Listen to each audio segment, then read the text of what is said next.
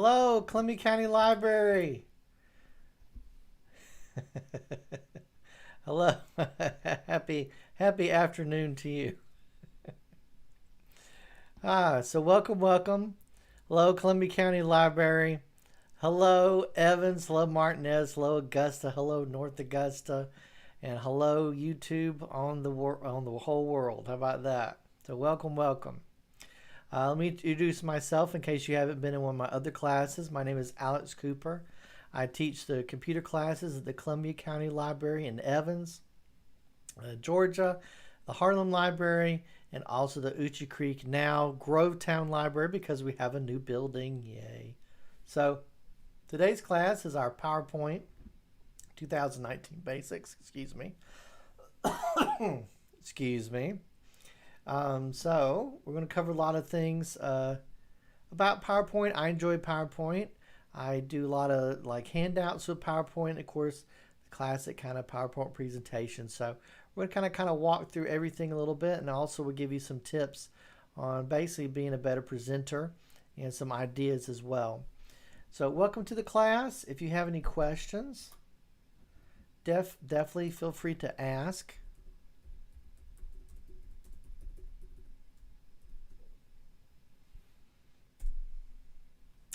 One thing is the chat's a little bit slower than basically the live feed here.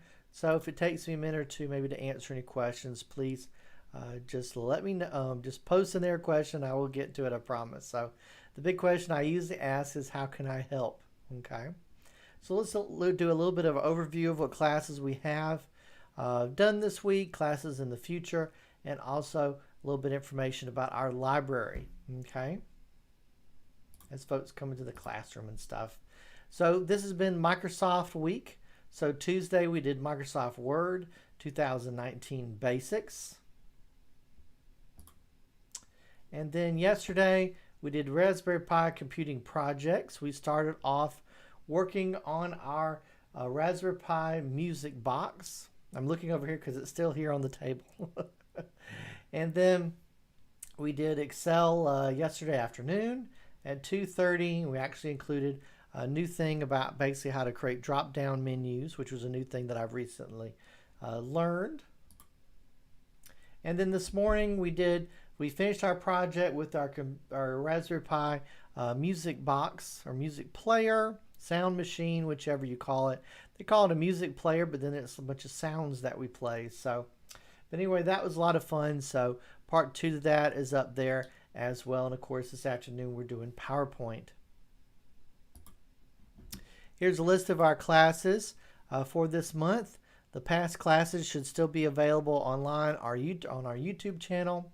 We'll be off next week, and we'll also be coming back on the 22nd doing photography basics class, and we'll be doing a gadget help on the 23rd, photography fundamentals and cloud backup. Okay.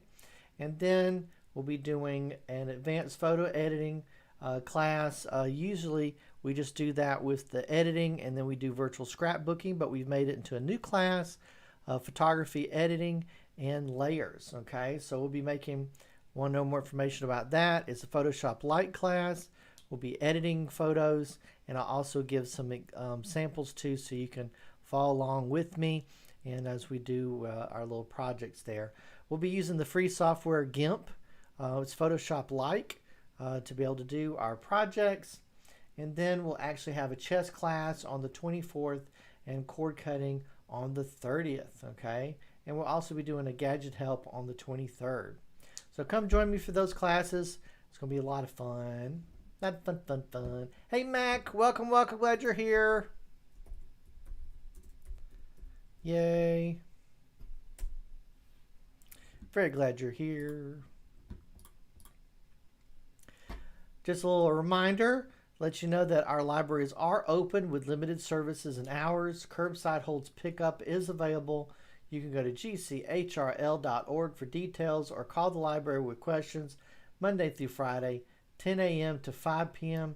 Don't forget to like us on Facebook and subscribe to our YouTube channel for updates. where our main goal right now is to get 100 people to subscribe to our YouTube channel so that we can get our own official specialty YouTube channel address. Okay, right now it's a very, very long address with a lot of numbers and letters and stuff.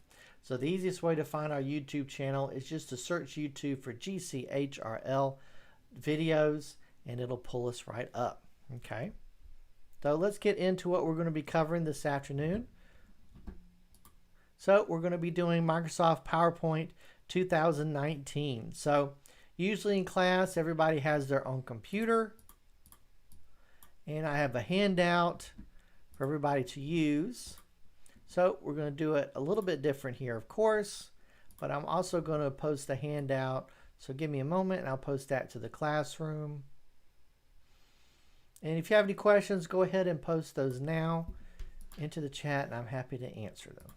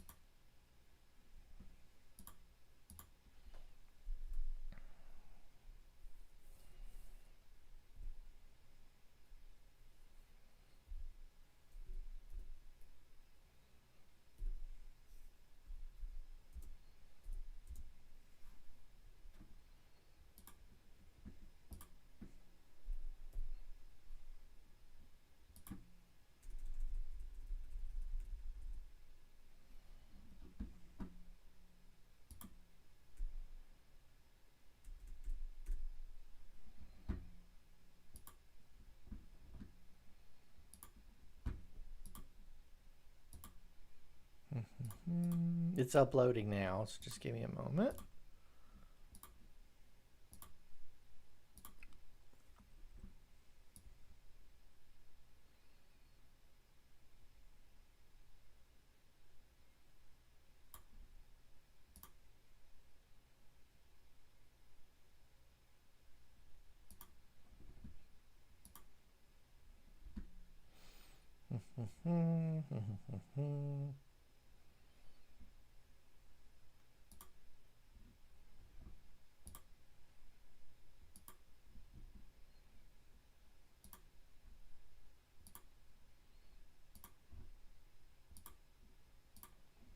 Okay, so here is the handout. Good ideas to maybe even have it so that you have me talking maybe in a separate device, and then in the main window you can pull it up and work on it that way. So one of the things we're going to be doing is I'm going to have it pulled up here, and I'll actually kind of pop back and forth.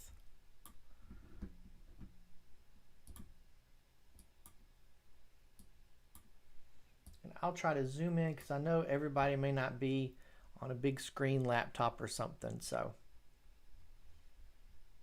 let's go ahead and talk about what we're going to cover this afternoon. So we're going to talk about starting PowerPoint presentations. We're going to talk about saving a presentation, the tab menu, okay, using undo and redo. Undo's the favorite button. Wish Life had an undo button, of course. We'll talk about working with slides, adding a new slide, text, font, and quick styles. And we'll talk about our changing, formatting, selecting our text. And we'll be working on a little bit of a project, which I'll have listed. We're going to talk about changing the font size, changing the fonts, and then we'll be talking about alignment, bullet points, inserting a picture, editing an image, the slideshow, okay, design, formatting a background, design, transitions, animations, printing, and we'll talk about templates at the end. So before we get started, does anybody have any questions?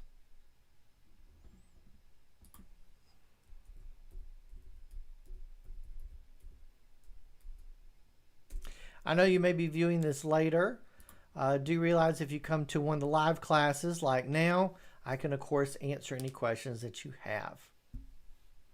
Or come to one of the gadget helps too. All right, so let's go ahead and let's get started. And what I'll do is I'll cover the part here, and then I'll minimize that, and then I'll pull up pull up PowerPoint and do it in real time. Okay. So I'll go ahead and disappear. Bye.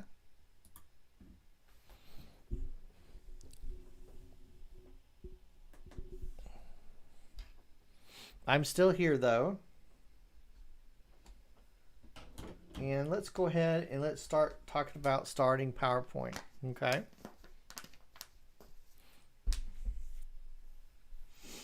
So what is PowerPoint and what can I do with it?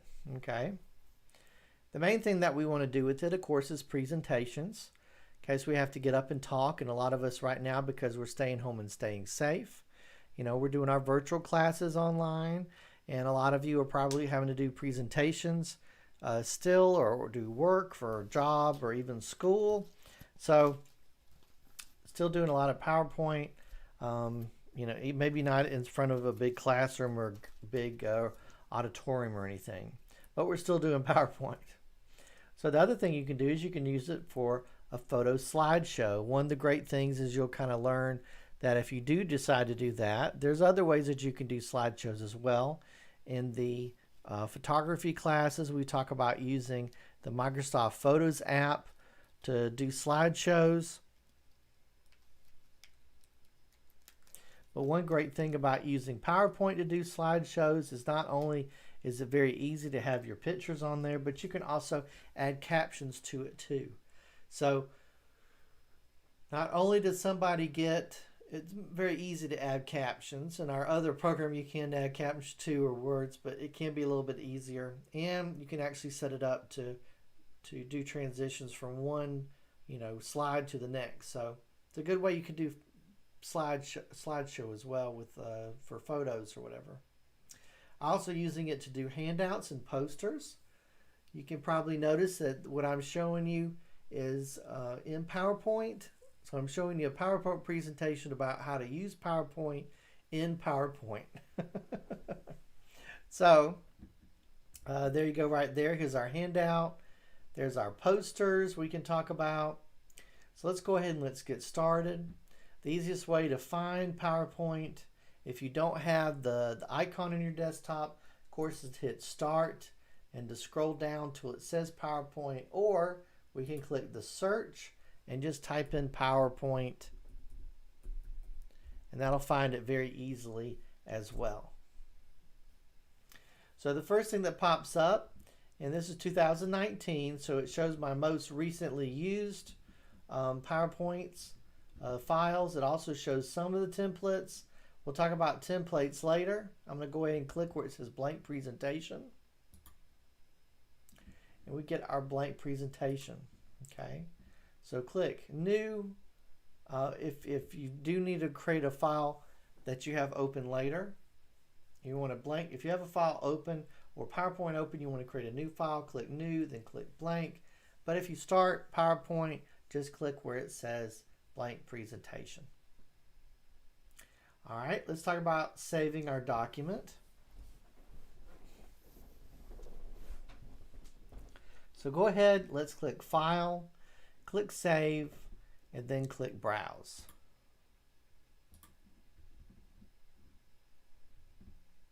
File, Save, and then click where it says Browse. Now today is the 10th, so let's call this class 9/10/2020. Okay. Now, the more detail that you can actually give to a file, the easier it'll be to find later. And realize if you're saving something that is Excel, PowerPoint, or Word, it'll try to save it into the Documents folder so that we keep all our documents together. Okay, now let's go back to our handout. Let's talk about our tab menu. Okay. So this kind of tells a little bit about what our tabs do. If But let's go ahead, let's jump in, and let's kind of look around. Now, let me change it so that I can see what they call the tabs. So right now I'm on the Home tab, and I can see my usual things. Here's a copy clipboard, slides, font, settings, paragraph, drawing, and a bunch of others. So if I click insert, it changes my menu completely. I got pictures, okay, inserting, putting something there for someplace else. Let's talk about drawing. We have our design, which we'll talk about in a minute. And I'm going to give you the secret on that. Here's transitions, which is going from one slide to the next is a transition.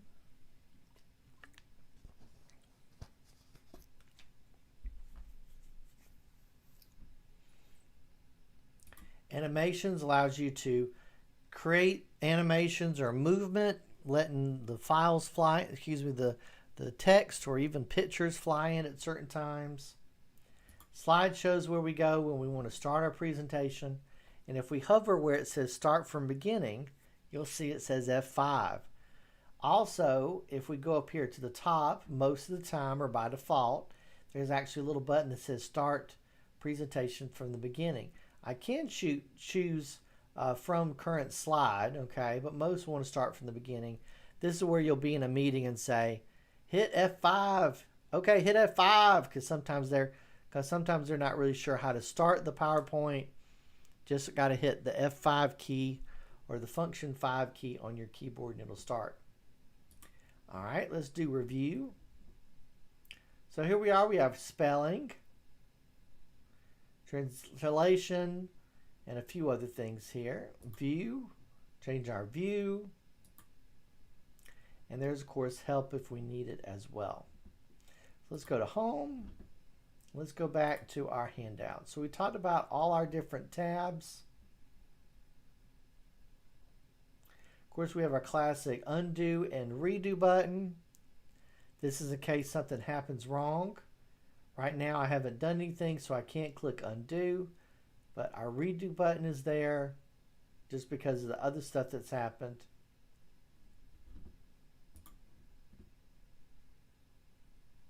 Let's talk about working with slides. Let's go ahead and start our part here. I'm going to cheat. I'm going to copy. I'm just going to copy the text so I don't have to type it. And anytime that you see where it says click here to add, do realize if you do have some boxes that are not filled in, it's okay, because once you run the PowerPoint, those boxes will be blank. Where it says click here to add or click here to do title or text or whatever, that's just for you. It will not show up in your presentation.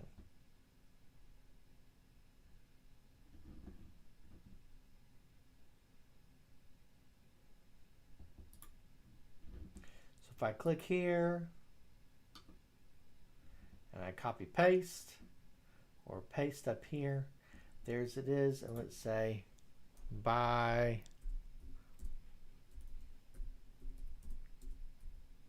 Nope. There you go.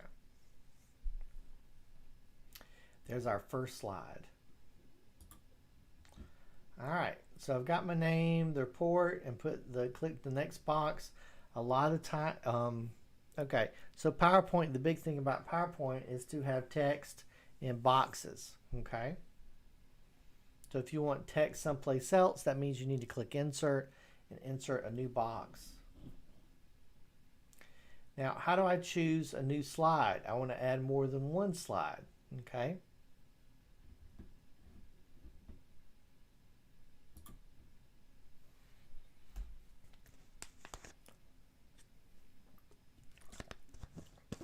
We go up to where it says slide layout.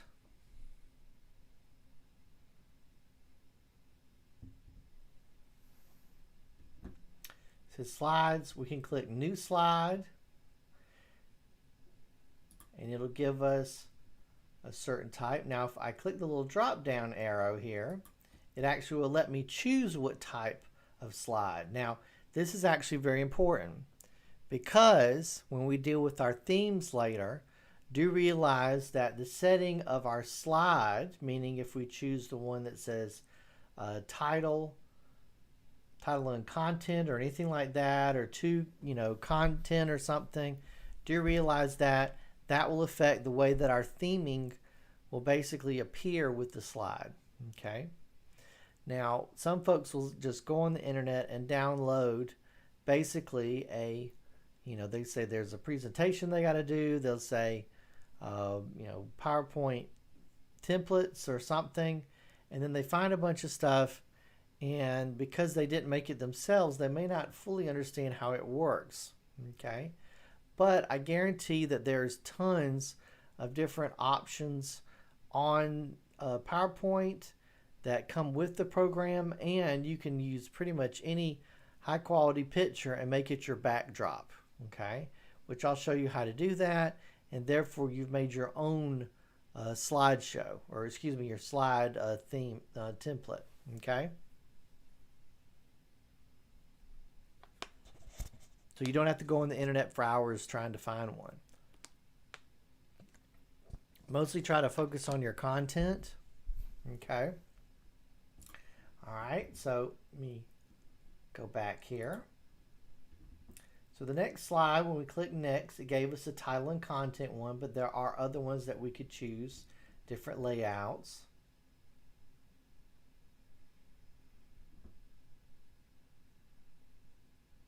So the next one I chose was title and content, and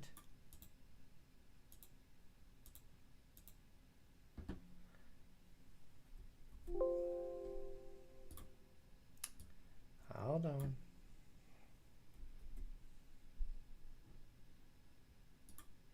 It's funny, I minimized the wrong one.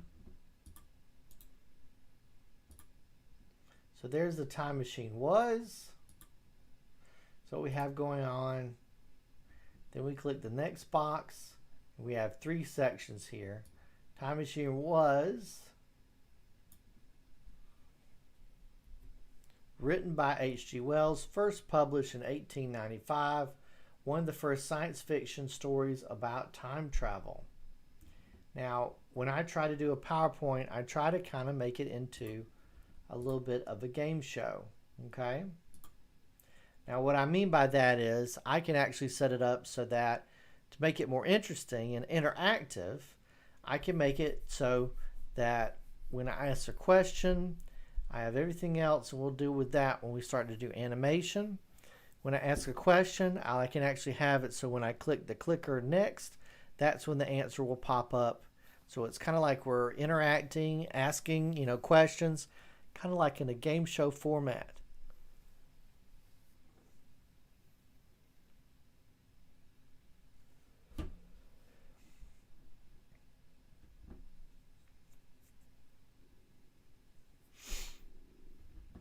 Okay, so let's go ahead back to our handout.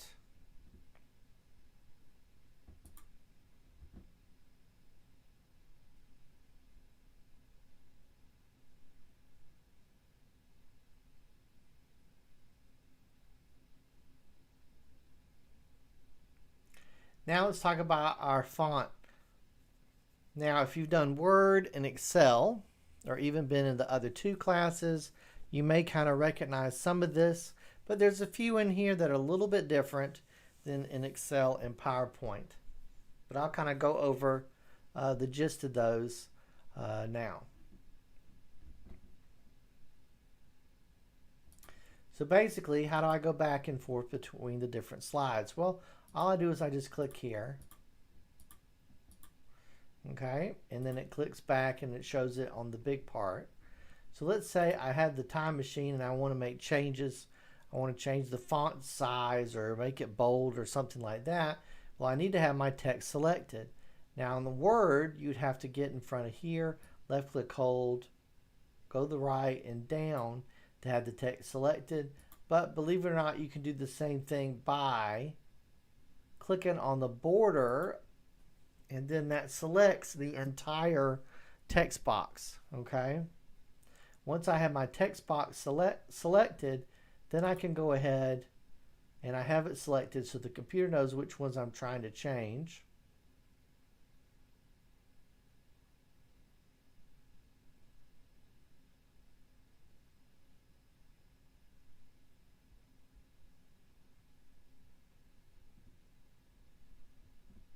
So if I hover here, it'll actually pop up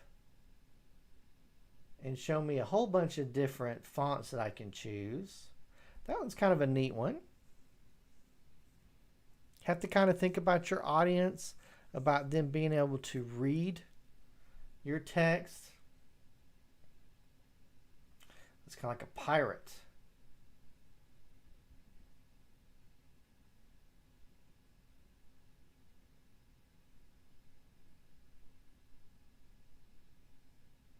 Like a cabin.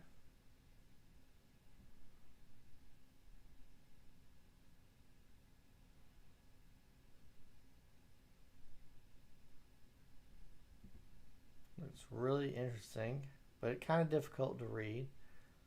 Okay, I think I'm going to go with that one. That one looks interesting, kind of boldish. Okay. Now, let's talk about our font size. I can go here and choose my font size. Right now, it's on 60. Can make it larger, about 72. Now, our other options here are increase and decrease the font.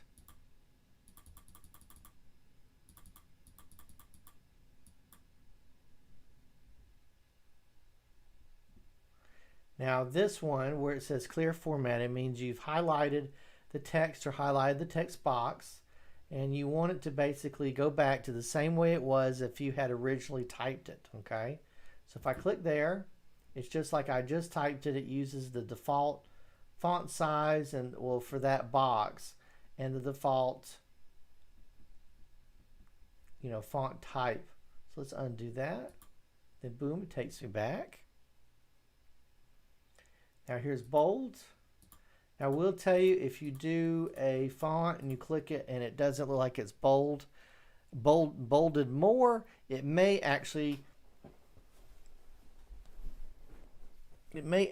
already be bolded, okay? So make sure if you do that you do get a font that isn't bolded or has that ability, okay? Here's Italics.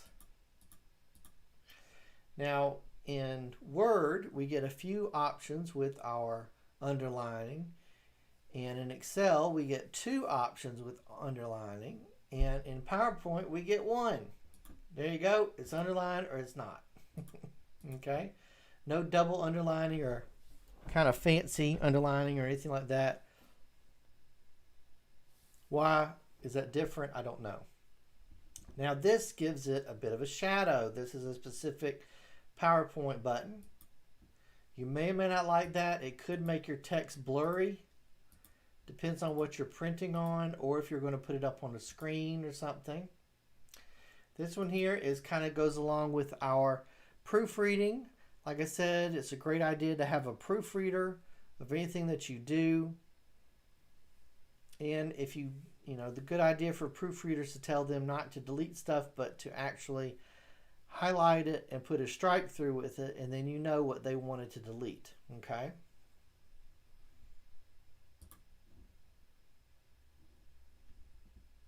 Now this again is unique to PowerPoint. We actually have spacing. We can actually change the spacing of the letters very quickly and easily. So that's very tight. If it's far away, the I and the T looks like they're kind of bleeding. Normal, of course, gives a little bit more space. Make it a little bit looser. Of course, I know it's kind of moving around a little bit. If I made the size a little bit smaller and then tried to do that, there you go. Oh, still did it. There you go. So you kind of get the gist that it is further away. And that will make it easier to read the text from a distance. Okay.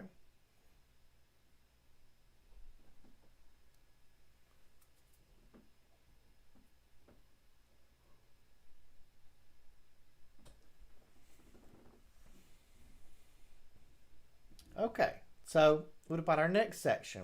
This next section actually is our change case.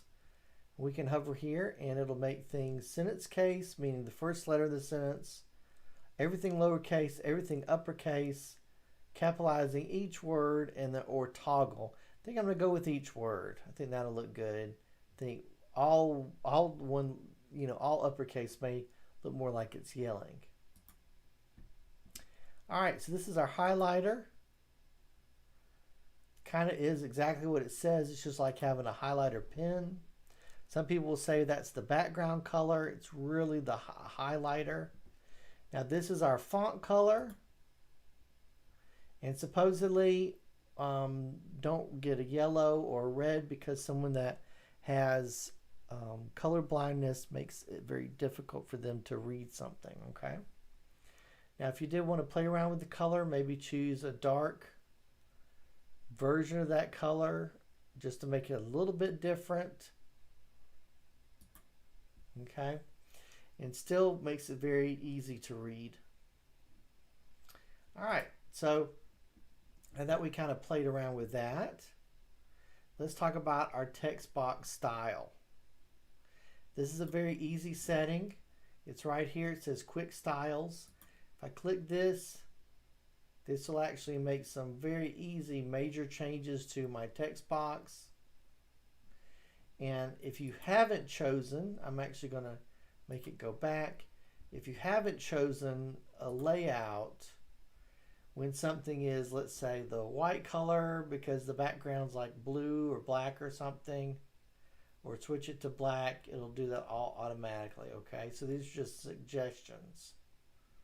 And they have transparent as well.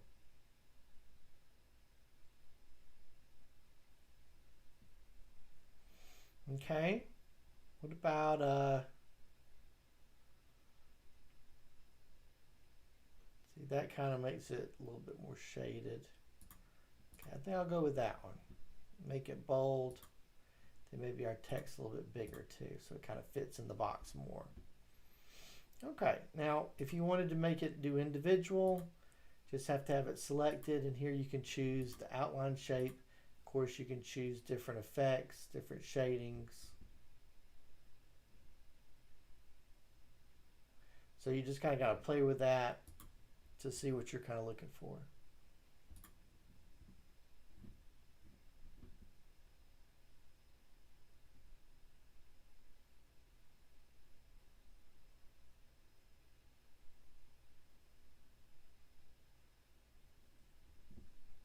All right, now we have our font alignment, excuse me. We have our text alignment here. So basically, let's go back and let's choose our box, text box.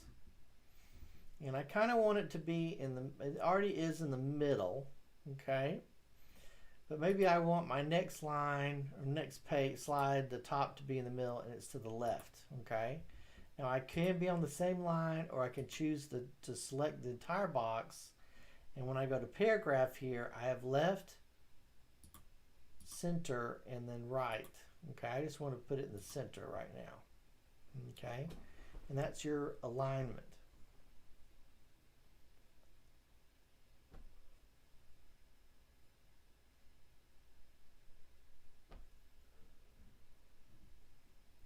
Okay, so we talked about our alignment.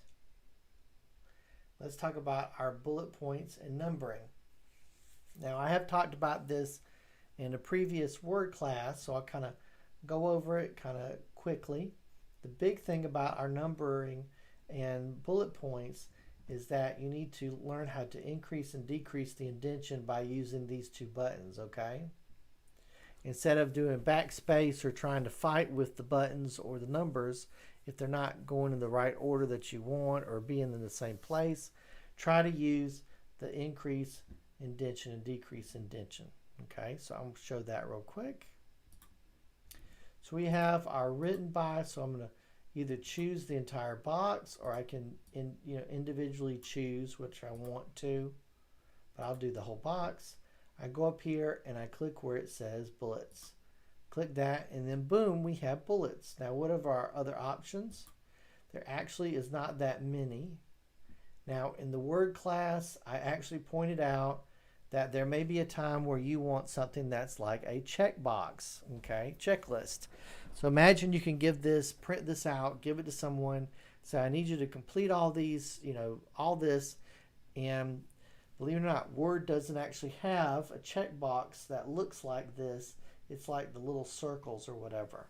Why is that? I don't know. So if you're going to do some kind of checklist, it might be easiest to do it here and then click the box there, and then there's your checkbox. Okay, I'm just going to use the normal bullet points right now. Now, what if I said I don't want bullet points, I want it to be numbers? I'm going to click up here and hit numbers, and then boom, everything is numbered. And if I do the drop down, I can see that there are different options here.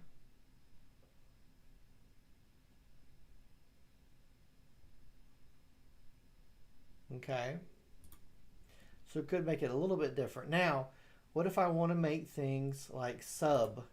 So I want this to be 1, I want this to be 2, and I want this to be something else that's subbed underneath there. Well, the easiest way to me to do that is to click on, get my blinking cursor on the same line, and I go up here and I click increase indentation, and then boom, it automatically does it. Now, why did it choose? There we go. I can go back and make it ABC because that makes sense. And if I wanted to say, hey, I want this to be a sub underneath that as well. Okay, well, I want this to be a sub underneath that sub. And I want it to be a different, there you go. So, very easy. Just click up here, drop down to change it. As you see, I can increase the indentation. Now, what if I decrease the indentation? Boom, it goes back to the way it was. I can click here, and then boom, all of that will change. And click there, and then boom, there you go. So that's the best advice I can give you, is to learn to increase and decrease the indentation when trying to work with numbers or bullet points. Okay.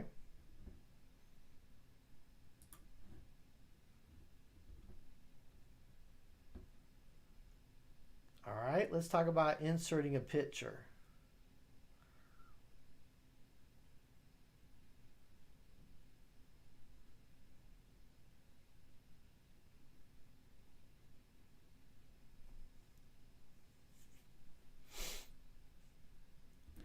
All right, so one of the big features that we have now is, instead of just having to get a picture from our computer, so let's do a new slide.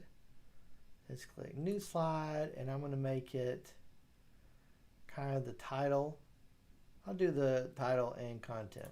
Okay, so if I go up here and I hit insert and I say pictures, I get an option of this computer, of course, this device. So I can click here, it'll pop up, I find the picture I'm looking for, I click it and I insert it. Now, what if I want to get something different? Well, there's two options. There's actually stock images that allows us to get stuff. We can see which ones we're looking for. I have seen where most of these are free, but there are some that kind of you have to purchase to be able to get the picture. Okay, most of those are free.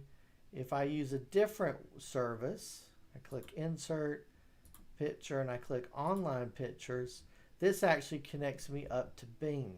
Okay, so we're doing stuff about Time Machine. Let's do time and see what we get.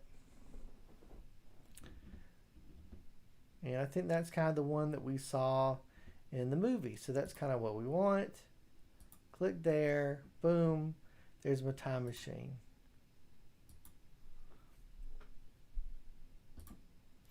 Pretty easy, pretty easy. Now you may have noticed over here on the right side, there's design ideas, okay?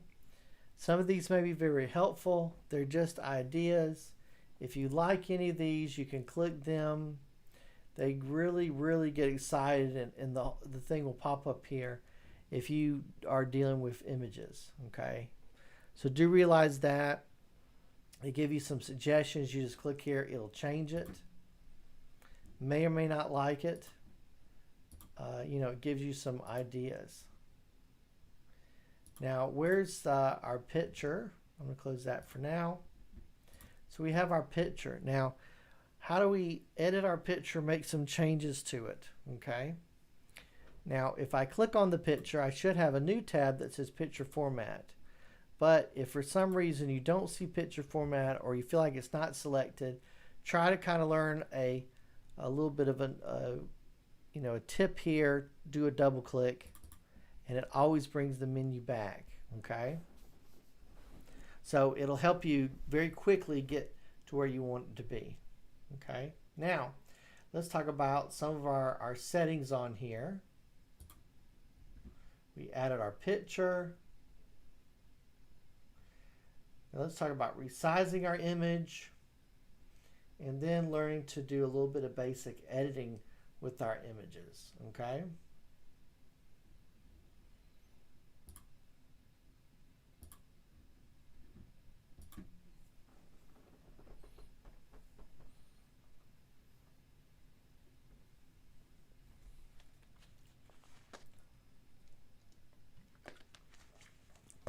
So we have our picture. How can we resize it? Well, we have our little circles here on the corners. Best to do the corners, because if you do here, here, or here, it actually will stretch it or kind of shrink it. Okay. Now, if I get here, I can make it a little smaller if I want to. If you take a small picture and make it too big, it can make it blurry. So do realize that. So you don't want to.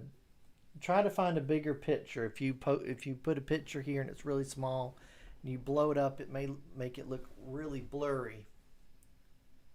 And you don't want it to look blurry, but you just want it to be bigger. So try to look around with your different settings. Okay.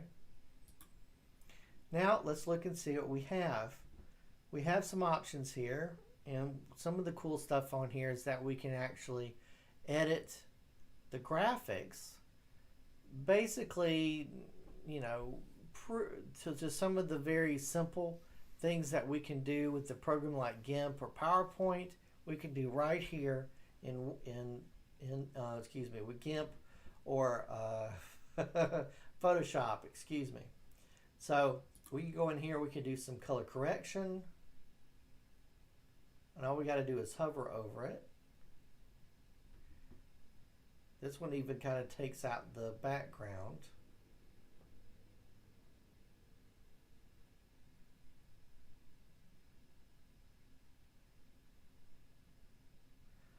Okay, the brightness. And if we go to our next setting, the color, we can actually change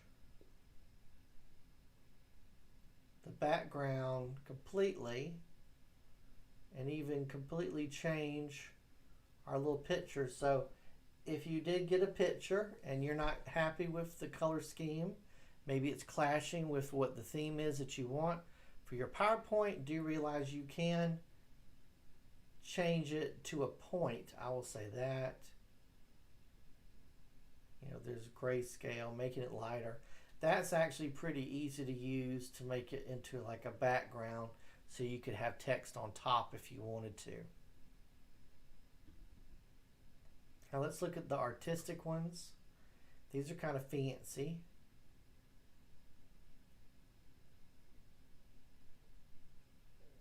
That, oh, it looks like it's hand drawn. Isn't that cool looking?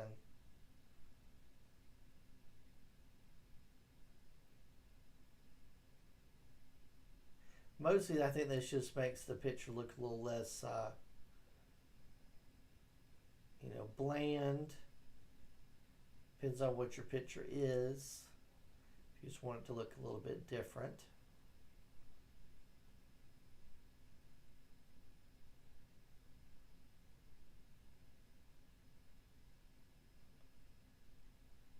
I don't really see, you can barely see there's little dots.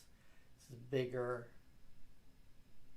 And all these, realize you can go down here these are pre-made ones. And if you do the little drop down here, you can change a lot of it by hand, okay? So also we can work on our transparency, meaning allowing things to shine through our picture. Okay. So I haven't really chosen anything. Let me do something artistic. I'll choose a. Okay, that one looks kind of neat. It's like a hand drawing. Okay. Now the other options up here is we have picture styles. If we hover over these, we may change our border a little bit.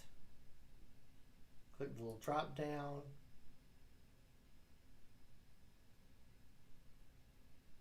At the time when 2007, when Microsoft came out with this was kind of the, let's see, yeah, I think it's this right here. This was similar with having the reflection on the bottom to what Apple was doing a lot when every time they showed off one of their products, like the new iPhone or something, it had this reflection at the bottom. So that was a really big deal for them. Oh, it has a reflection on the bottom like Apple. Isn't that funny?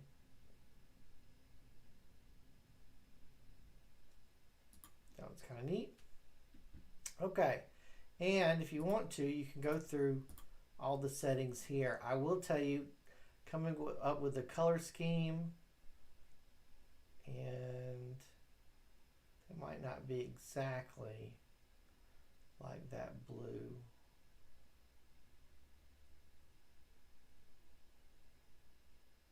I do have an eyedropper if I wanted to.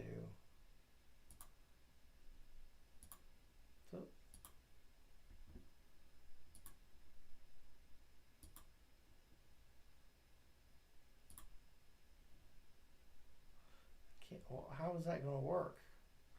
Anyway,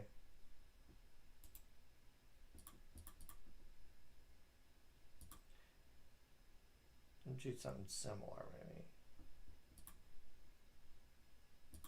Picture effects as well, like adding shadows, a whole bunch of different options. So basically anything that you see as a sample,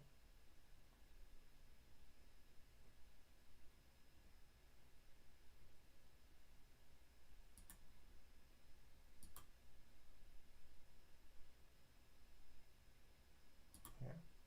So that makes it match a little bit better. Anything that you see is the picture styles here, you can actually recreate here as well. Okay. All right, now we also have a crop option.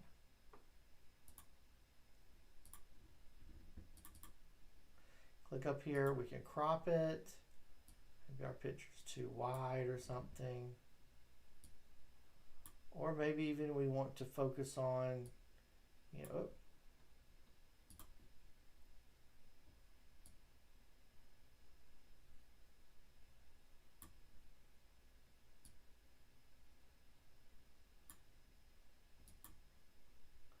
I don't know why you do that, but you can crop stuff if you want to. Okay. Well, I think I'm going to crop. Yeah, I think that's good.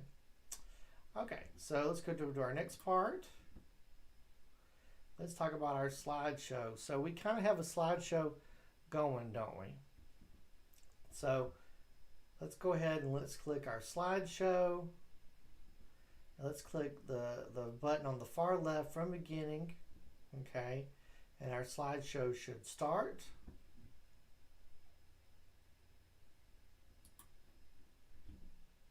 So slideshow from beginning, boom.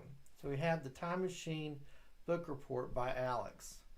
Now, how do we go to the next slide? Well, you can hit the space bar and it'll go to the next slide. One thing to do is if you do actually have a stand-up presentation is either get a buddy to help you do the slideshow, flipping to the next slide, or you get you a little clicker, or even ask where you're going to do your presentation, do they have a little clicker you can use. This way, not only can you click to the next slide, but if someone asks you a question about a previous slide, you can very quickly go back. Now the other option is not only can you just click with your mouse and it'll go to the next slide, but you can also use the arrow keys on your keyboard. So if I click the next slide, the time machine was, okay, and someone says, well, wait, I have a question. Believe it or not, the backspace key will work as well, but you can hit the arrow key to the left and it'll go to the previous slide, and you can hit the arrow key to the right and it'll go to the next slide, okay? So that's just a little bit of a side note, something that I've used for a good many years, just so that I can switch back and forth quickly, but a little clicker helps too. So, and then we have our picture of our time machine, don't we? At any time you can hit the exit key, escape key on the keyboard, and it'll exit, or you can just keep tapping and it'll exit as well. Why don't we call this the time machine? Okay, so now let's talk about our next part.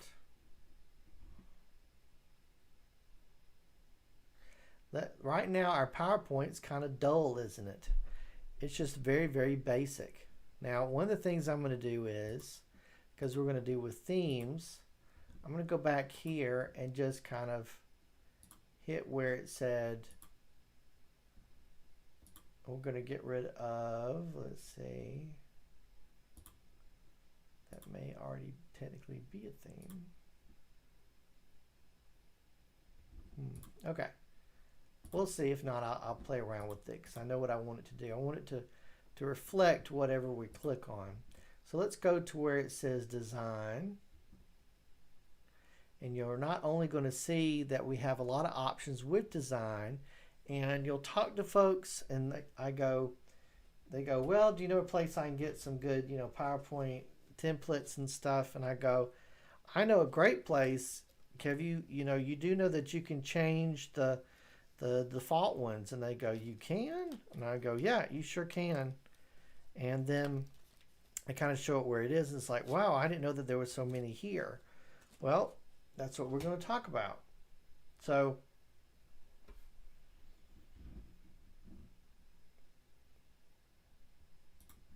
if we go up till we click where it says design, here's kind of our default. It's kind of blank. We can hover and it'll give us a little bit of a preview of what they'll look like. Now it will also change, if you haven't changed it yourself, it will also change the font style. And if you don't like that, you of course can come back at any time and change that as well. So do realize that. This is kind of a newer one. I like this. It looks kind of like wooden. And if you click it, you'll see it changes all of the PowerPoint. Now, this is a good example. Let me see. Where's the good example one? All right. This one here is a good example of the first one being a little bit different, okay? The title, and then when we go to the other ones, we can see that they're not using the same theme as the first one. Remember earlier I told you about our slide layouts? At any point, if you don't like that, and this is giving some good suggestions over here for design, if you don't like that layout, you can go up here and actually choose a different layout, and based on which theme you have selected, if it's available, it'll actually show you what it's going to look like. Okay, it has a little line there. If I go to that one, if I switch to this one, okay, got it.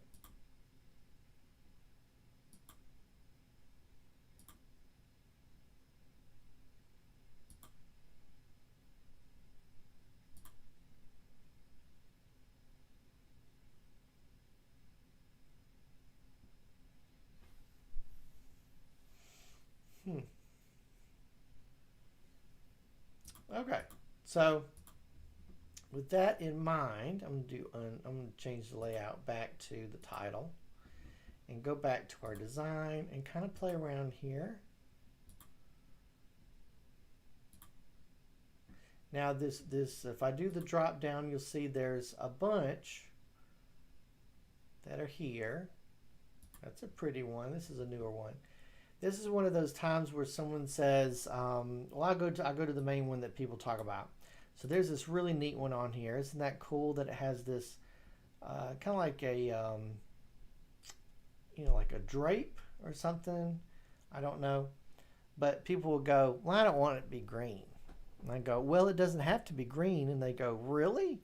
And I go, yes, you can change it to pretty much any color you want. They go, how do I do that? Do you see the variants over here? So there's a few here.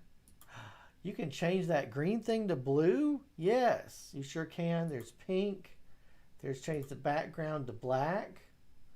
And if you click the little drop down, we can see that there's a whole bunch of different options we can do too. Look at this. Ooh, look at that. You can make it orange and purple and pretty much any color you wanted, and it even goes down to custom colors if you wanted it to. That's kind of neat. It has like a red, it's bluish red. Isn't that cool? So believe it or not, I'll talk to folks still, and they won't know that they just look here and they go, well, it only looks like there's a few here that I'm interested in. I'll go on the internet and spend hours trying to find something. And here I can even change the background style as well. We'll change it back to white. There you go. So not only does it have pre-made ones, but it also have variations of them. Almost makes me wish that they weren't like this, because you could very easily see that there would be like hundreds and hundreds of these. But supposedly somebody somewhere probably said, that's too many on that menu. We just need to have a few and show variants. Now some of them that have a pattern like this, if we go to the variant, it's actually a different pattern. Okay? Which is a little odd. So if there's a pattern on here of something that you don't like, realize that it may be a variant on here that you can change it to something else. And then you go, okay, well, I don't like that color. And I go, well, click the drop down here, and you can basically choose whatever color you want.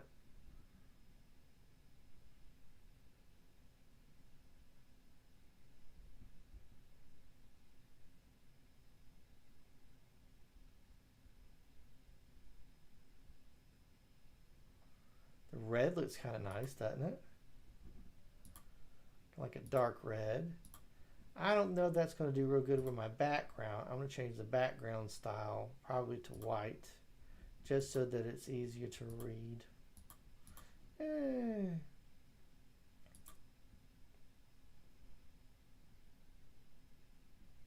a little bit of off-white maybe.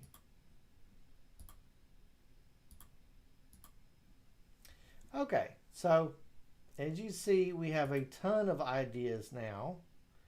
You can talk about effects, all kinds of stuff. So not only is there, I won't say unlimited, but I'll just say a whole lot more choices in colors, different graphics or anything. Let's see. Oh, that one doesn't change. Or have I done something to lock it? There we go.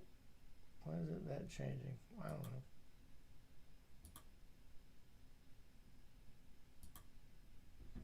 I don't know. I do know this is one of the newer ones. Maybe it doesn't switch as easy. Okay, so then we kind of played around with that and hopefully gave you some good ideas. All right, so let's go ahead to our next part.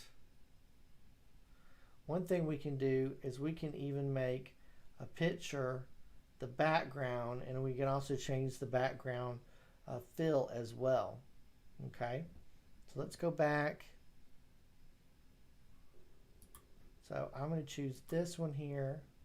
You see where it says format background? If I click this, I can actually quickly make it a gradient, which is a great choice. Even in the welcome message that I have, I just basically just put some text boxes on there, change the font a little bit, and put a big gradient on the back. It also allows you to put a picture or as a texture on the back as well. And it'll let you do some strange patterns too, which is kind of interesting. But the gradient, and it allows you to change the color if you want to. And you see how that works. So this is trying to match up with my layout right now, but I could change it to anything I want. I can just mess around with this. How about if I want to make it blue? That's kind of different, isn't it? Now, one of the things is once you mess with this, you can say apply to all, and then it'll be all of the different slides as well. Now, let's talk about making it a picture, the background. So if I click here where it says picture, and I will say insert, and it'll ask me where, file, stock image, or online. Let's tell it to do it online. Again, this is one of the newer 2019 things. We did Time Machine before. Let's see if there's a big picture. Something that would be a good background.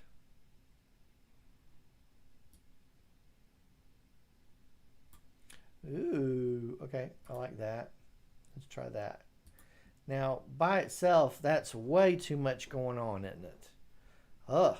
But if I go here and I do transparency. Ooh. Ooh, you say. Ooh, ooh. Even if I jump this up to being 90, you can still see that there's a pattern here. I might do 85. You can see that there's a pattern here compared to it just being white. And if you wanted to, again, you could click Apply All. And guess what? You have now made your own theme. Okay? Look at that. Isn't that great? Now, if you are concerned about your text not being very easy to read, go back to Home, click on your text box, and then choose one of those quick styles, or you can make it kind of transparent if you wanted to.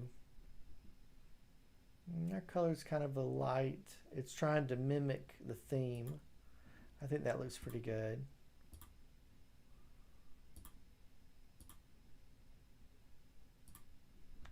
Move that down. And look, we already have a little bit of uniformity going on. And you saw how quickly that is. So do I need to search the internet for a bunch of different templates somewhere? No, I can make my own. I can get my own picture on the background, choose something here. I really like that. That's perfect. I don't know if everybody could tell that this is a clock or not, but I think you can tell. And like I said, if you wanted to make it darker, you could. And then just maybe make this, you know, one of our boxes here. Or make it white if you want. If you're really concerned about someone not being able to read, make it white. Boom. And you can even check the transparency on that background a little bit too. So just let it barely do it. And then guess what? You see the pattern, but you can clearly see, you know, what the text is there. Okay? So a lot of really great options. You'll sit through a bunch of boring PowerPoints and you're like, if you had spent just a few clicks, this PowerPoint presentation would be so much more interesting and look so much better. Okay, so I really like that background. I think that works quite well for our purposes. Okay, so let's go ahead and let's send that down. Now that we talked about that, transparency is a big one, controlling the transparency.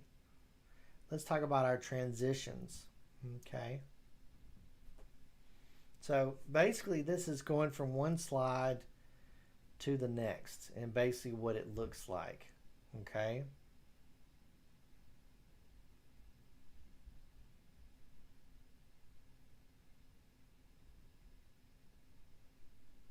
Okay, so let's go to our, so right now when we click our slideshow, of course it looks like that, and when it goes to the next one, it just kind of flip books to the next one.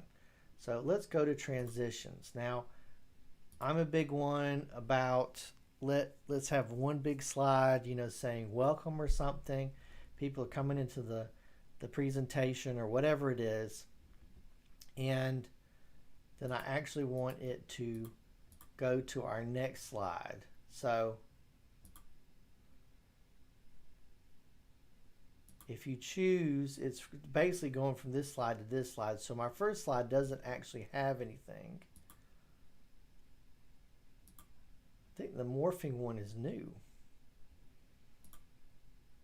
There you go. Now I'll tell you, some folks will go crazy with these. If you had, let's say, a 50 slide presentation, I would maybe only do a transition on maybe every 5 slides or something. I would not do it for every single slide. Now this is a neat one. This is a reveal. Oh, that's a nice one. Now if you're using the theming, the design themes from Microsoft, then it will allow you to do stuff like that. That's nice. Okay. Just a classic cut.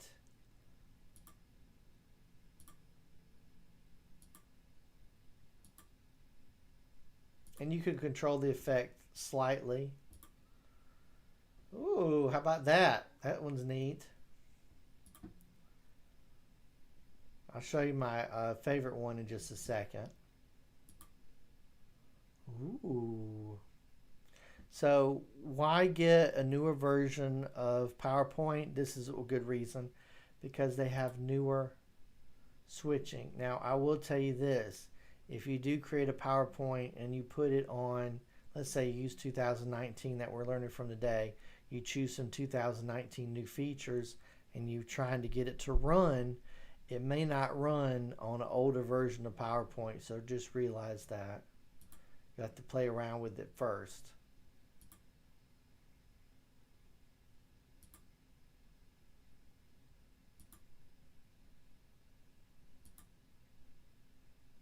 There's our airplane one. Origami. It's kind of neat. Checkerboards. Blinds. Okay.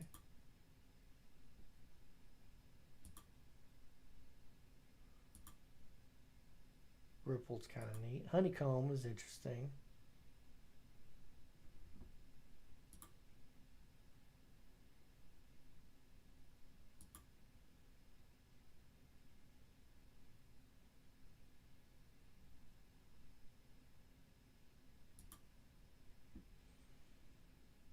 Shredded.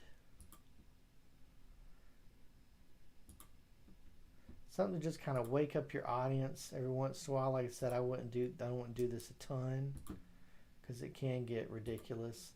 I've sat through one where someone had done transitions differently on every single slide, and it got repetitive. It was like a visual, nightmare. It's kind of interesting.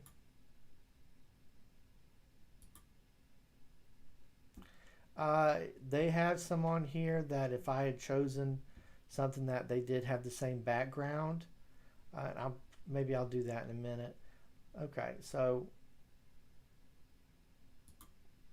one of my favorites to use is known as the curtain from the, there we go. All right, now let's choose one of those. I think the reveal is one of those. There we go. Because the backgrounds are the same, no.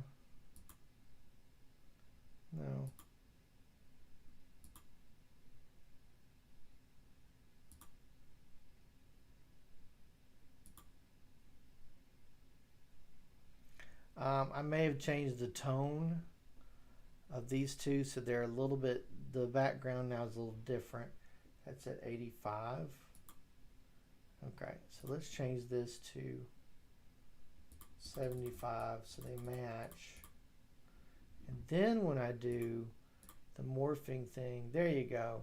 So if you have the same background, it makes it look like the background is frozen, which technically it's not. And then you get some really cool, you know, where, not that. There you go. So it kind of, their text is wiping in, not our background. Yeah, so kind of something like that. Where is... Okay, like that. So that's pretty interesting because since the background's the same, only our text boxes are moving around. It kind of gives it a little bit of a different feel to it, doesn't it? So I'm going to choose the rotate one because that looks kind of interesting. Okay, so that's kind of our transitions. Now you can come down here and change them a little bit if you wanted to.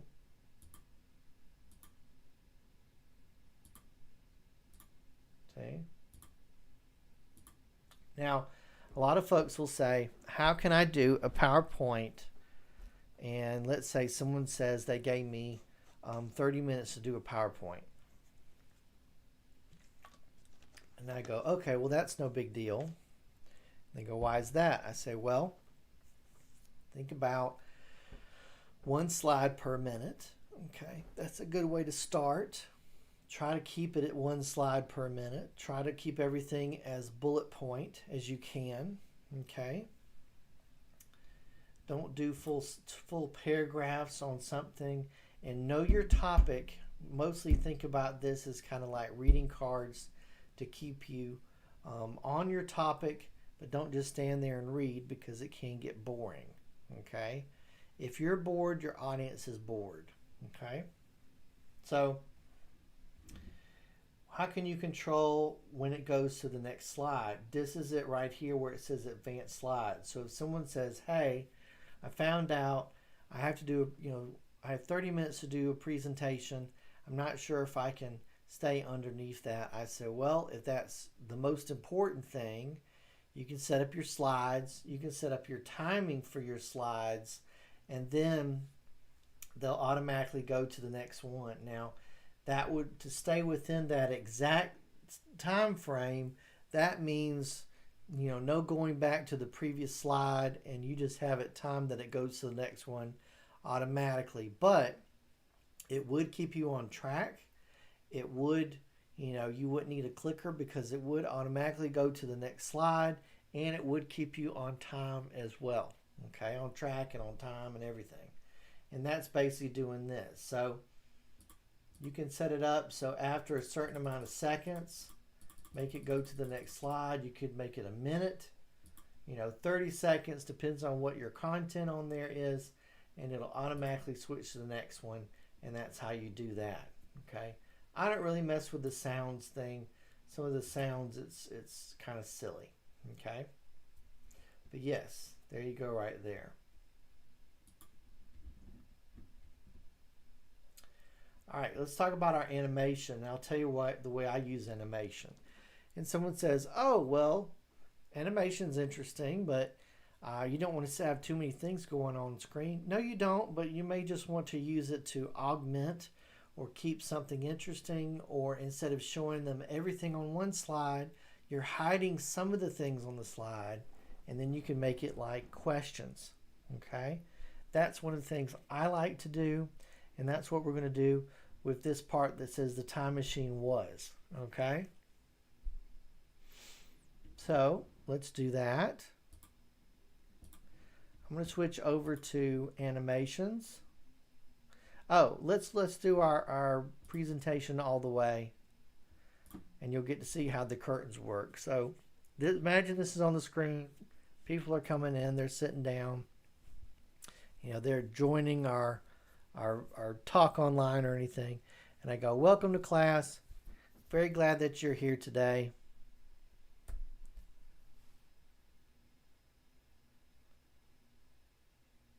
and I say my talk today is about the time machine was. Okay, so my book report was about the time machine, and I go, it was written by, who can tell me who wrote the time machine? Now I'm about to make that into questions. Tap it and it goes to the next slide, and then probably say questions, and then you're done. So let's go to here. Let's do our animation. So I actually want this to be animated as fly in. There's a whole bunch of different little animations, and you can click to see the preview.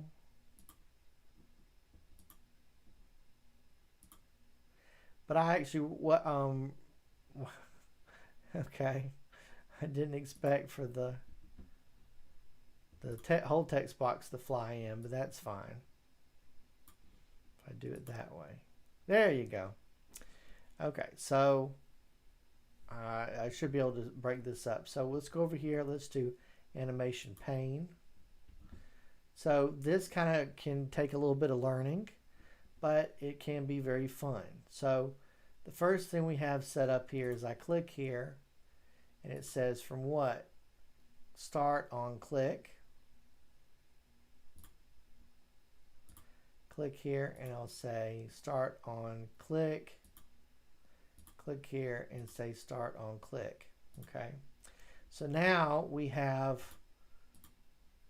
these things will fly in, and I actually don't want them to fly in that way, so I'm going to choose them, the effect, to fly in from the right like that.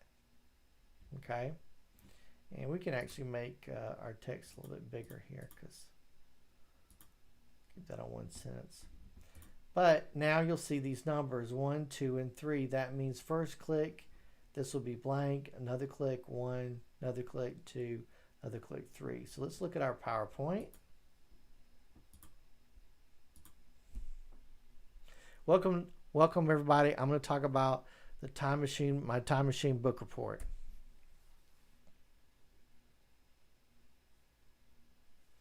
Okay, we're going to talk about the time machine was. So who can tell me who wrote the book, The Time Machine? And now it's a game show. Someone says, I don't know. Someone says, Wells, somebody named Wells. And you tap, you have your clicker and you go, yes. His name was it was written by H.G. Wells. Now realize I do have to know my slides, and I do need to know my topic. Okay, it was written. The Time Machine was written by H.G. Wells. You could do little card notes if you wanted to maybe have this, or maybe even have it on an iPad or something. It goes, yeah, H.G. Wells. Who can tell me when the book was written? Anybody here can tell me when the book was written? Ah, well, it was first published in 1895. 1895. And do you think, let me see if we have a good question here. So, who can tell me something else special about the book? Anything special? What if I told you it was the first of its kind? What do you think its first was about? Huh? What was its first about? Well, it was one of the first science fiction stories about time travel. Okay, so already I've changed something. I'm not making it. You could technically just make all these separate slides if you wanted to. I wouldn't recommend that, because it's best to have it on the screen, you know, to have something that they can visually see, and they know something's coming, because most of the slideshow is blank. Now, I will add a little bit of extra here. We'll go to our next slide. A lot of the time now, we can actually add little animations.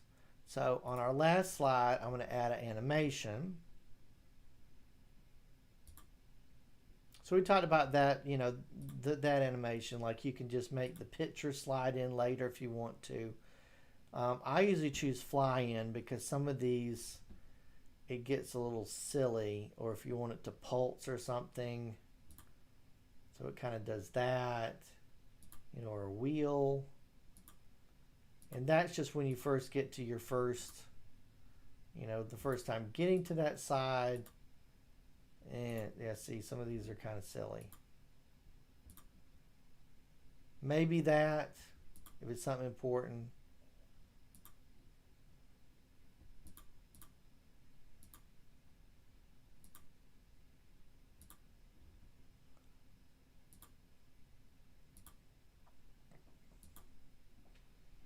Here's disappear.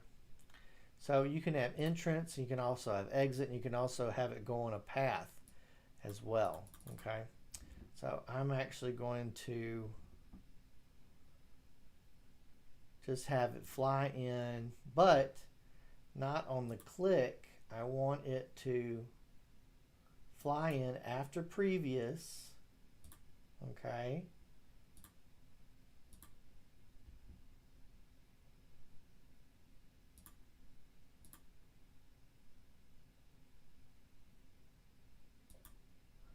And I want it to fly in after 1 second. Okay, so then I'm going to say, let's see that from current. So have that. There you go. So now I have a little bit of a delay going on. Did you see that? I will do that sometimes if it's something I really want to emphasize.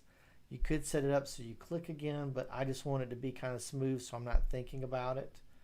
Now let's go to insert, and we're actually going to insert one of our newer features. And it should be, where is it on here?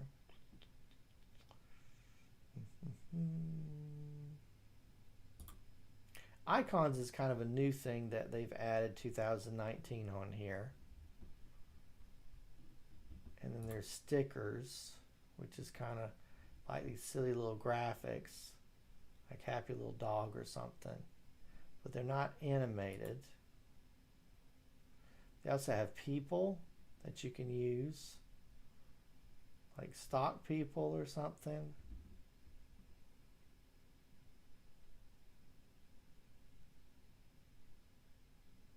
Which you can see that they're, you know, happy or something. So it's just like a person, and then I didn't mean to click that. It's person, and she already has a background, you know, that's cut out. So that's kind of what those are, okay? But I want to insert, where's my, so here we go. It's over here. So one of the other things, of course, you can insert shapes if you want to.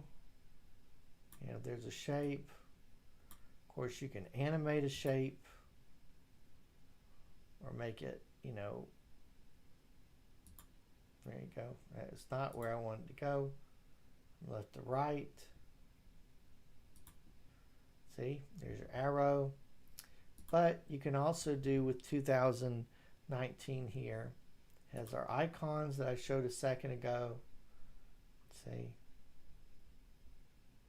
They're cute, I think. Huh, it's the Big Dipper, Little Dipper. But I can also do 3D models. So if I had to click here and I say stock 3D models, this is something new. So not only can you do this with Word, you can do it with PowerPoint as well. First up here, if it'll show the animated ones, which are the newest section. Now these are all just 3D models. You can move them anywhere you want. They have a way to add some animation to them, but these things actually are animated. See, animated for education. I don't get a preview, do I?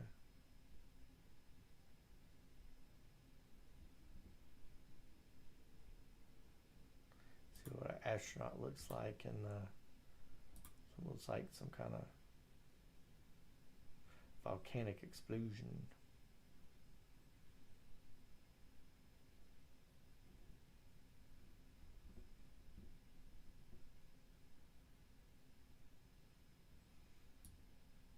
Oh, well, not together.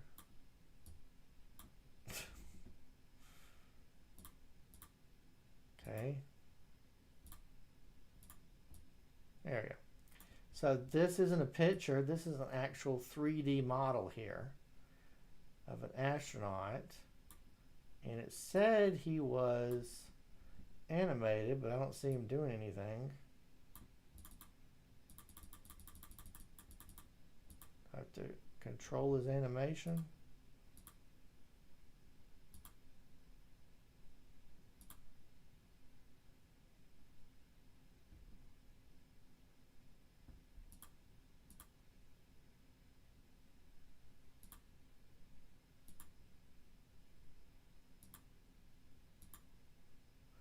Okay.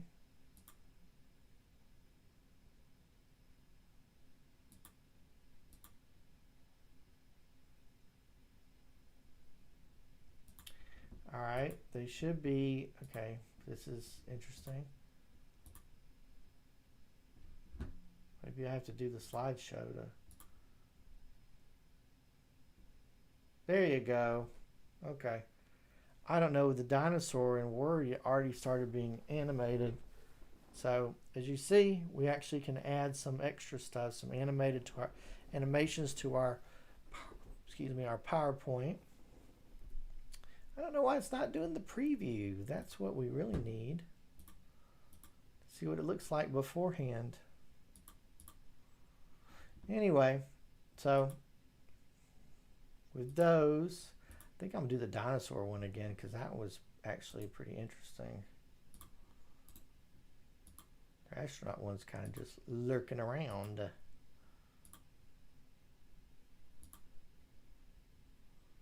Where's my dinosaur? There he is.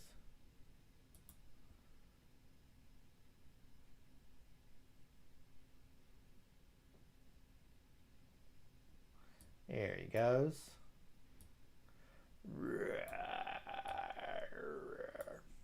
If we can see, there's different scenes that he does. Huh.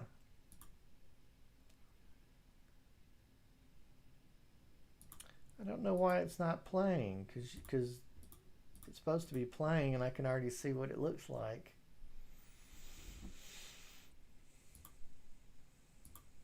It's just going to pretend it's playing.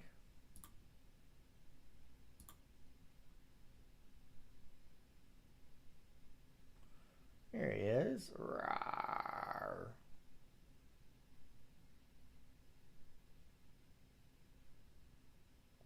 Rawr. Awesome. Okay. So there's our dinosaur right there. He needs to be bigger because he's a terrible lizard. Rawr. But I can get him to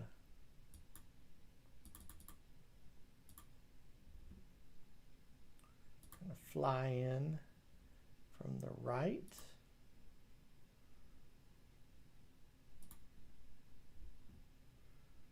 Let's see what that looks like when it's animated.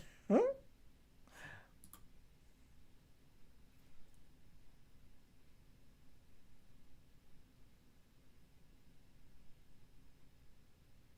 Oh, I have to click.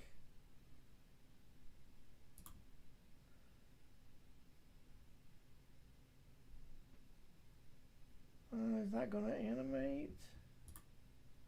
Is that because I made him float in? Now he's a picture? That would be the kind of stuff that they would come up with.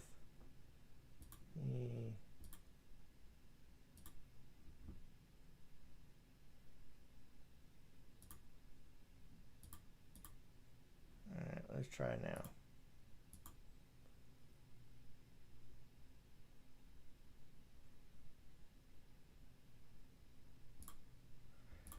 Okay, so for some reason I have to get rid of the fly in.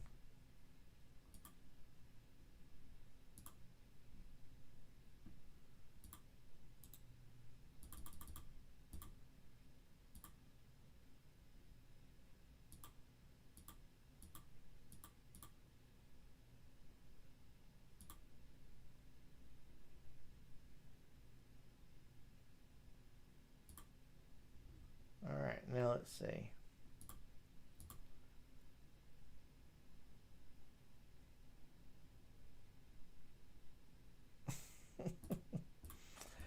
You know, when something's new, you have to play around with it a lot sometimes. Okay, so let's we'll do a different character here. I wanted my dinosaur to move around. The shark. See fish. There's a hummingbird. See our fish, because it looks like they may move around a lot.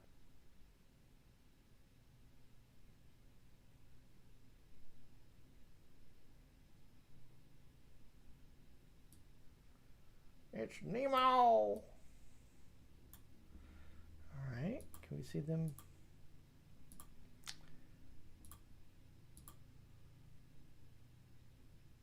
That's cool.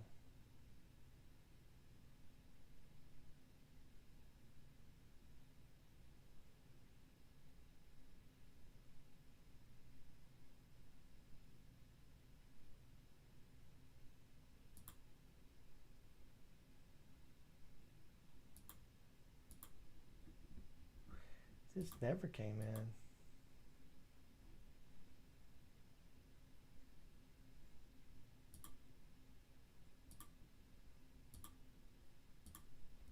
Okay, so we got rid of all animation.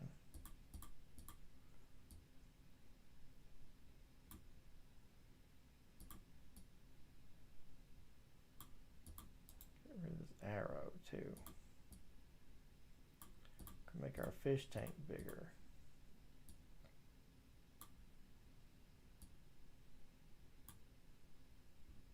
All right, now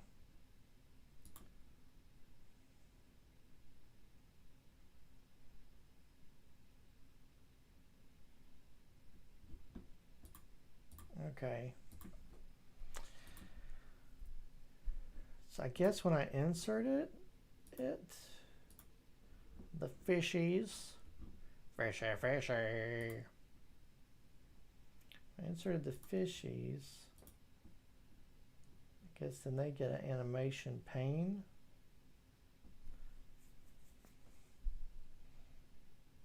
Okay, so they get their own animated thing here. Set to start with previous.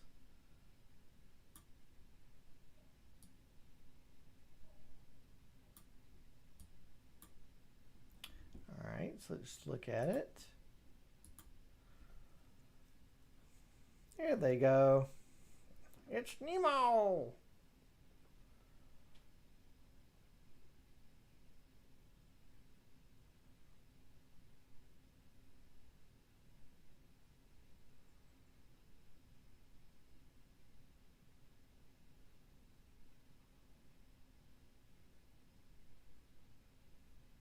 I will say I think that would be a neat thing to have on a main screen when people are coming in, because they would enjoy looking at the fish.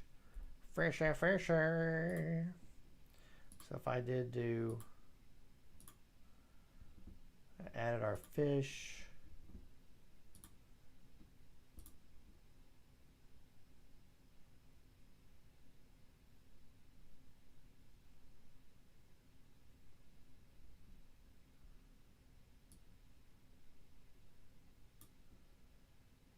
As big as possible. There we go. And then we do our slideshow. So as folks are coming in, they get to see the fishes swimming around. That would be kind of neat.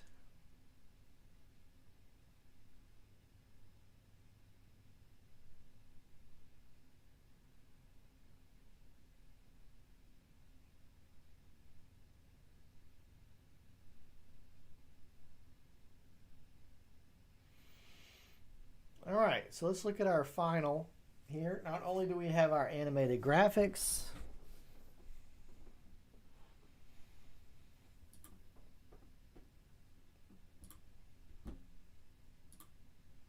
so welcome. Oh, that's it kind of looked like the fish got squished.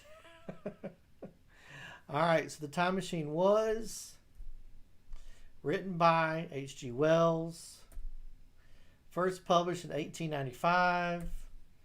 And one of the first science fiction stories about time travel. There we go. Time machine. And I don't think we saw anything that was 3D. You like that, Mac? That's pretty neat, isn't it? Didn't really see anything. Let's see. Got anything that's like a clock or something? Aha! We got a watch. That's a stopwatch, but maybe it won't matter. So if I turn it a little bit, and I should be able to, this is one of the ones that's a still, it's 3D object, but it's still. But I can animate it by making it do stuff when it first comes in. Some of the things are a little silly. Jump and turn is kind of neat. So we'll leave it at that. Okay. All right, so let's go ahead and let's get into the end of our class here. Let's scroll down. Let's talk about printing.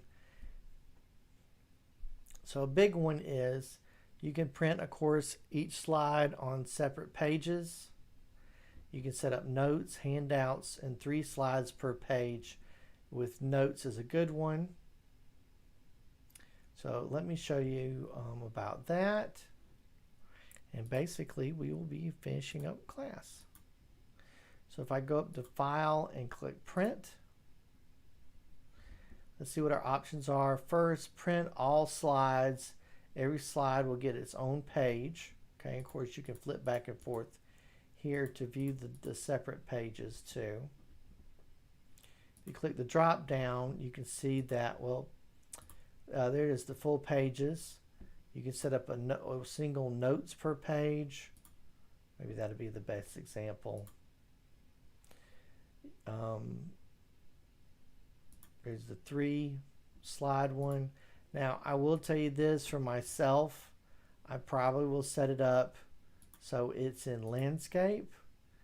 And this because I can do this. I can put 4 slides. You know, I know we don't have 3 right now. I can put 4 slides per page. Make sure that you do make sure it says the scale to fit. Scale to fit will make it just a little bit bigger, and it will have the page numbers. Now, if you are doing this, I do recommend not giving anybody the PowerPoint until they leave, because they'll flip through your pages and basically look bored, like, oh yeah, I know he was going to talk about that. Oh yeah, I knew that there was a picture of the time machine coming up. They won't really do it subconsciously, but that's exactly what they'll do. So yeah, and if you give them pages, even if there's the ones here that are set up for them to keep notes on, they won't do it. Okay, I'm just being realistic. It's a good idea. This is a good idea. I've been to many meetings where they had something like this, but realistically, they're not going to write on this. But sometimes they do want to have the handout, and they may write visually on the handout. So best thing to do is put it in landscape and do 4 per page. And that means that they'll get the entire presentation and they'll be good to go. And it'll save paper as well.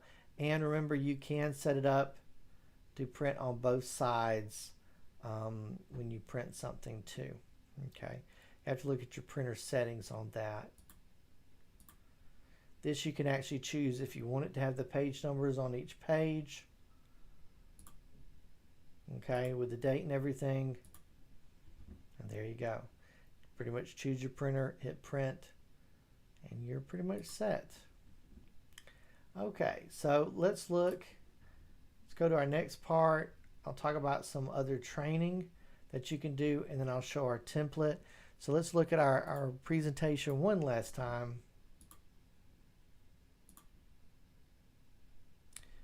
So kind of imagine that on the screen as folks are coming in.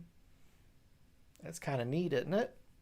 I wouldn't make someone sit there and watch that for, an hour, because I'm sure the fish are basically doing the same thing over and over. I say, hey everybody, welcome to my presentation on the Time Machine book report. Now this is when they look like they get squished. Squish. It's kind of wild. All right, the Time Machine was. So who can tell me who wrote the Time Machine? Someone yells out. Wells, some guy named Wells. That's right. It was written by H.G. Wells. Who can tell me when the book first came out? That's right. The first published in 1895. And what was the big deal about this book? It was the first time someone talked about what? That's right. It's the first science fiction stories. One of the first science fiction stories to talk about time travel.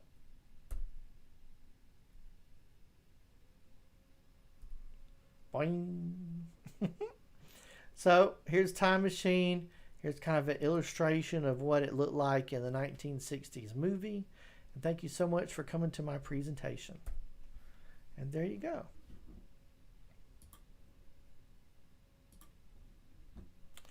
All right, if you want to get more information about, Microsoft actually has a really good training website. And what questions you have, kind of like beginner stuff. So you can click PowerPoint here. It'll talk about getting quick started with something. Pictures, they've got some little videos on there. You have a story to tell. PowerPoint can help. Add your style. Choose from thousands of online templates and themes. Design like a professional in 2 easy steps. Just add an image and pick your favorite design. PowerPoint helps you tell your story visually with pictures, charts, animations, and videos. Need to collaborate? Save your presentation to OneDrive and share so you can work on it together and see changes as they happen. And when you're out of the office, you can keep going with the PowerPoint mobile app. When you're ready to deliver, present with confidence. Presenter View shows your the 365 service that you do have to have a subscription to be able to use. But they have other stuff on here, dealing with pictures and graphics, taking a tour, using the templates. Here's our talking about our 3D models.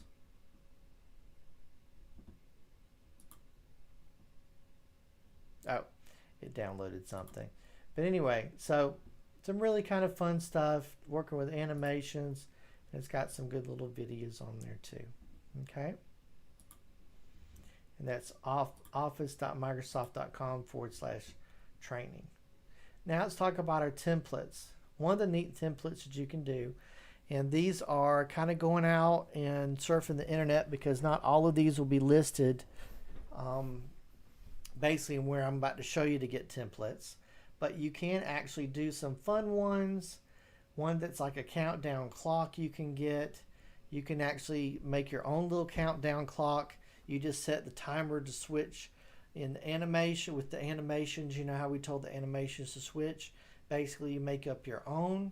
You make little squares that have the numbers on it. Like if you're counting down, 5, 4, 3, 2, 1.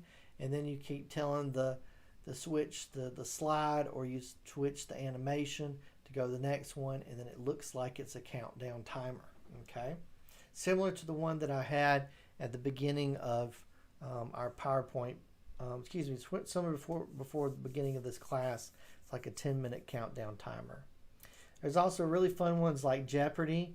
Even if we are kind of staying home and stuff, if you have any kind of team meetings, this is still a great activity to do, especially if there's some kind of reading that they're supposed to have recently done to learn a topic. Maybe it's just some general information about the office or things to do at the office. Just try to customize it so it's trivia for them, and you can break up people into teams, and this isn't that difficult.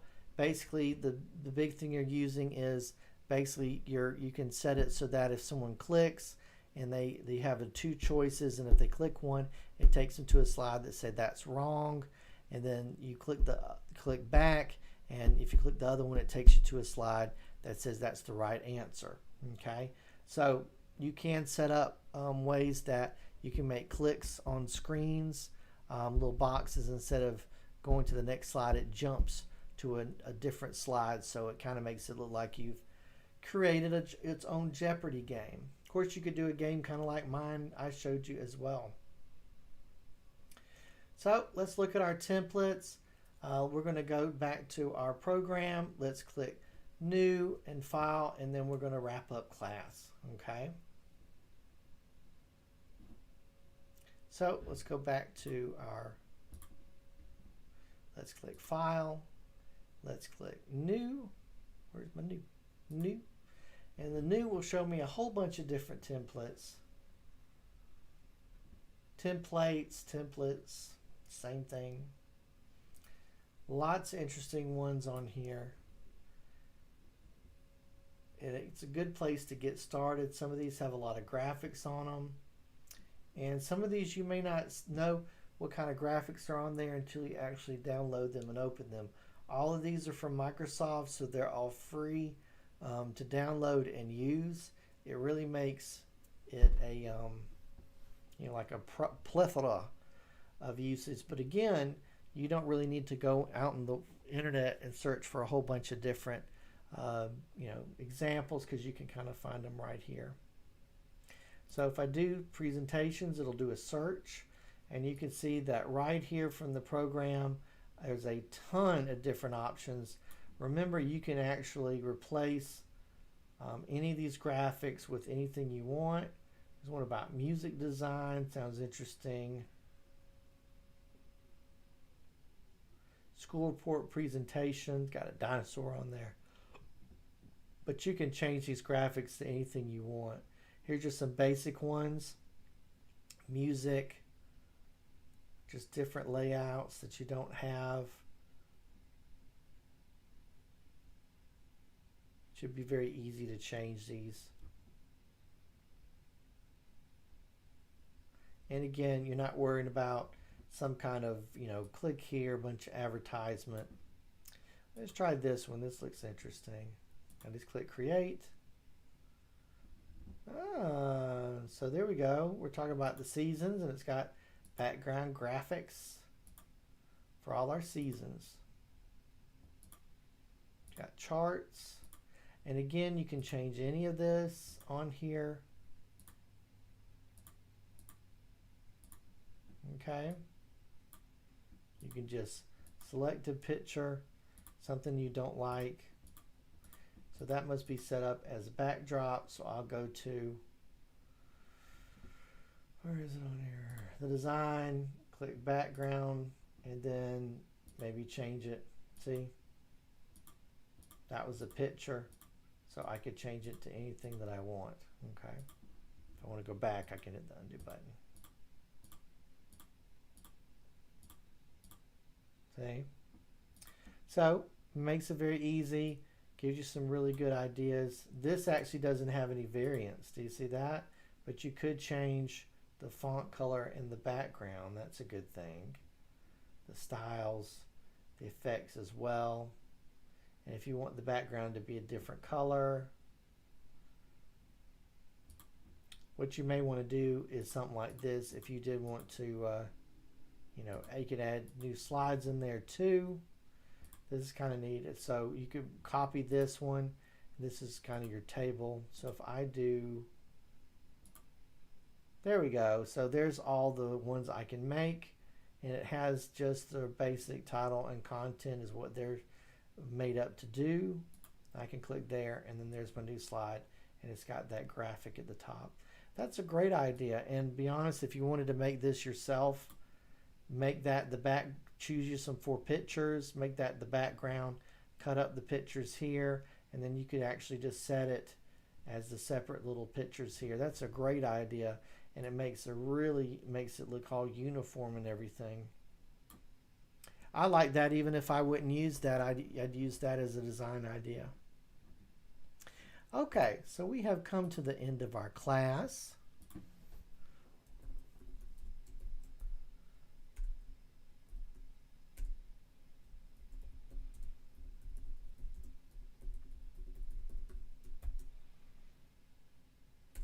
And we have come to the end of our office week. Okay.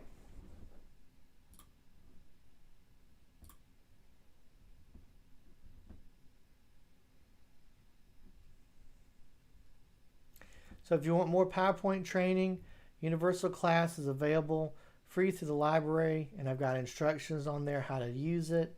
Go to gchrl.org, sign in with your library card, click menu, Education and Research, Continuing Education, Universal Class, log in with your ID, library ID, and you're good to go. Okay? So, we covered a lot today, didn't we?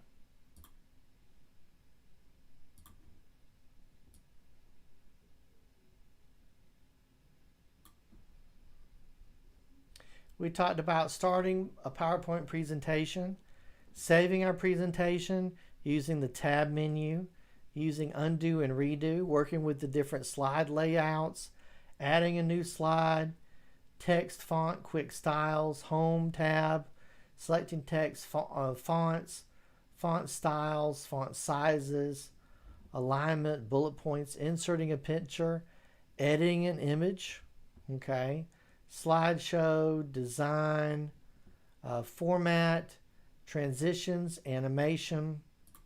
We even talked about 3D animation, didn't we? Yeah. And 3D, we talked about printing our templates and also making it kind of into a game. Okay. We're going to be gone next week, but when we come back on the 22nd, or when I come back on the 22nd, we'll be doing our photography basics class. It's a fantastic class on the 22nd. On the 23rd, we're going to be doing a gadget help, which is a drop in at 11 o'clock. I'll be live to answer any questions that you have.